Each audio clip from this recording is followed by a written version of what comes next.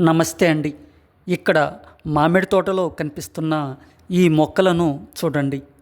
ఇవి తులసి మొక్కలలాగే ఉంటాయి. Scientific name ఓసిమమ్ American అని, సాధారణంగా లైమ్ బాసిల్, హోరీ బాసిల్ అని పిలుస్తారు. ఇవి లామియేసి కుటుంబానికి చెందినవి. తెలుగులో కుక్క తులసి అని, సంస్కృతంలో క్షుద్రపర్ణి అని కూడా పిలుస్తారు. ఇవి అసలు తులసిలాగానే మంచి వాసన కలుగు చేస్తుంది. పుష్పాలు రేస్మెస్లో ఉండి ముదురు గోధుమ మరియు తెలుపు రంగులో ఉంటాయి. ఇందులో ఔషధ మూలికలు, కాండం, వేర్లు, ఆకులు వైద్యపరంగా వినియోగిస్తారు. ఇవి 40 సెంటీమీటర్ల పొడవు వరకు పెరుగుతాయి.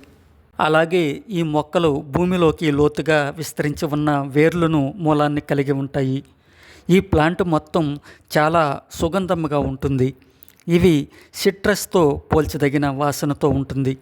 ఈ మొక్క ఔషధ గుణాలను, ఆకులు, పుష్పాలను, సహజమైన నూనెను తయారు చేయడానికి, పాక ప్రయోజనాల కోసం వైద్యులు ఉపయోగిస్తారు.